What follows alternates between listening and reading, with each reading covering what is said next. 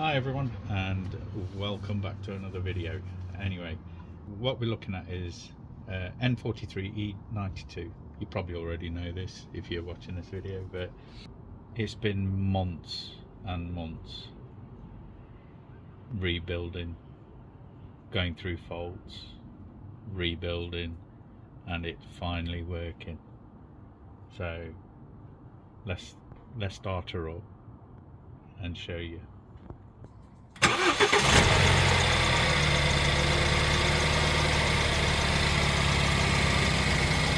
There you have it, nice and steady as it should be, ticking over.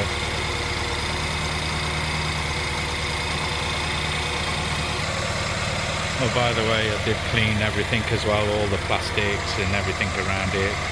Took the chance while I had the engine out, but everything's working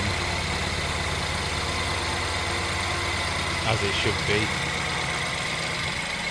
There we go, gone to idle now. Those noises you can hear is that, and then the high pressure fuel pump that's just there. So they're normal noises, but yeah. So we'll switch the car off and we'll continue. So you've heard it running, so let's go into my office and have a look at all the bits that I changed. So you've seen the car running. This is what we had to go through. Timing chain. The section here that holds the timing chain at the top had broke. Went into a million little bits. I've still got a bag of them somewhere else, but I can't find them, so that's all I found. But it was a lot, especially in the oil pickup pipe. But anyway, this is what happened. This is the crank. That's a different story. But when I took it apart, bearing in mind I didn't know nothing about BMW engines, nothing to it. Never worked on them, never owned one until now. But this is what happened. These on cylinder 3 were wrapped around and stuck in there really well. It actually overlapped. I think that's the way it was. Yeah, it was like that, overlapped it. I had to get a screwdriver and prise these off. That's how badly they were stuck in that journal there. So took those out. Mistake I made was not to have it polished, or I thought everything was fine, but like I says, that's a different story. So I went out to BMW with all the codes off the block and off the crank and got the correct crank bearings. So these are the crank bearings. There's wear and tear on it, but I wouldn't say it was severe. That's just the coating that's come off as it was running, but I didn't like it, so I took them out anyway.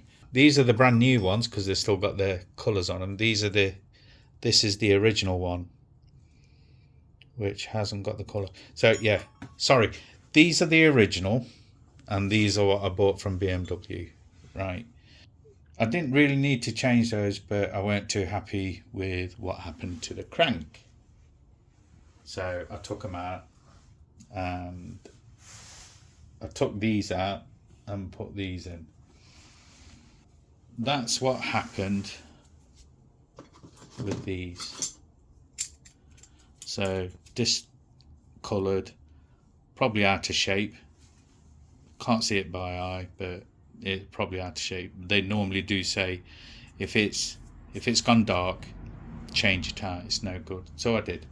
Bought another second-hand one off eBay and used that. So that's that. They're the original bolts. They're the used ones. 2 sets of each. Everything. I changed the Vanos units. Had a slight accident with this one. There was nothing wrong with this, but yeah, when I was trying to take it out,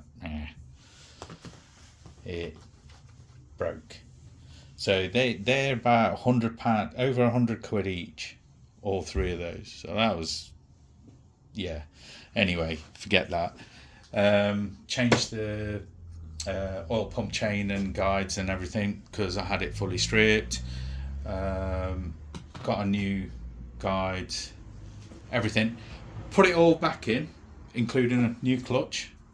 LUK. This is a BMW one, but I didn't go for the original BMW because they're manufactured by LUK. So I just went out and got another LUK, but it didn't have BMW written on it. Probably half the price, but I didn't want to get a quote. Anyway, so built it all back up, started working, but ended up with misfire on cylinder 1 and cylinder 3. Couldn't work out what it was, so I thought it might be the injectors, so I got some new injectors.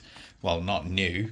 Got them off, had the original ones taken to have them serviced, but they failed above bar 2, and he sold me 4 good ones, so I replaced those, which I didn't need to I needed to buy 2, but I thought I'd get the whole 4 set because they're all the same index 9s.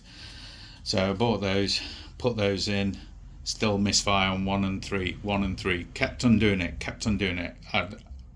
Engine was juddering, everything. We took it, we thought, yeah, it needs to go out for a spin.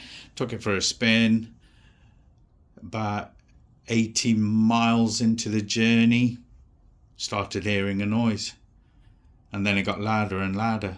So I got a rod knock. I'll show you a clip.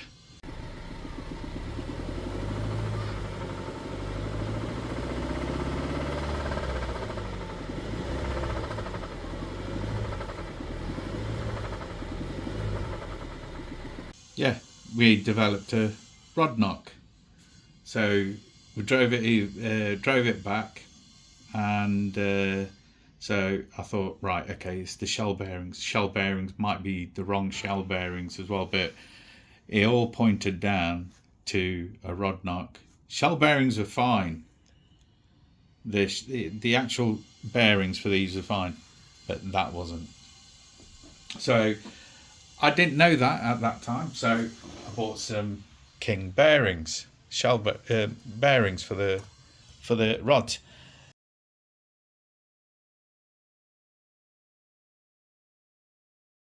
Anyway, so I replaced them with these here. Once we got them in, had to buy all new bolts. These are the head bolts, so I didn't replace that, but I had to replace the oil pump bolts, as it says in the manual, replace because they stretch the yield. So replaced them with these King bearings. So once I replaced them, we started up, rod knock straight away. And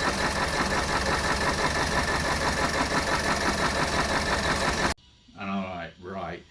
So it's not the shell bearings, it's the crank. So we had to pull the whole engine back out again and took out the crank.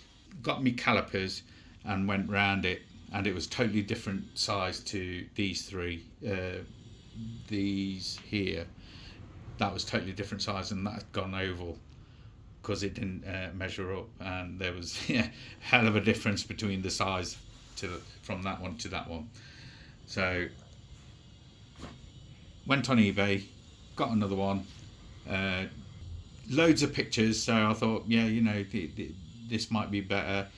Got it, but I didn't put it in straight away. I took it to a machine shop, had it measured and polished, everything worked out. All the measurements for every journal was fine. He polished it up for me, put it back in, and yeah,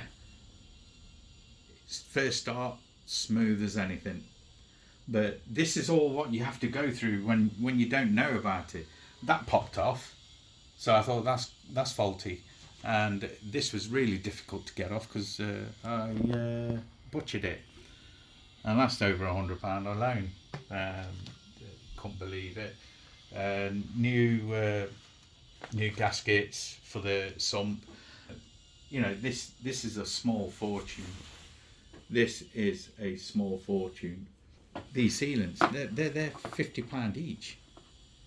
£50 each from BMW. Even on eBay, they're slightly more than £50. So I just went straight to BMW and got those. Messed up that one, had to get a second one, finished it off. And then that lasted me for the second time I had to rebuild the engine. But I also had to make a tool to use it properly. Got a video on that. But yeah, this, for someone like me, I didn't know nothing about BMWs. Had to learn as I was taking it apart and stripping it, making sure everything's done. But I know for next time. I know what I'm doing. I know what I'm looking for. But the best bit is, now I know if I'm going to buy a second-hand BMW, I know what to look for. If a BM's done over 100,000, I won't look at the car first. I'd look at the service history first. And the two things that I would want to have a look at, if the timing chain's done and clutch replacement.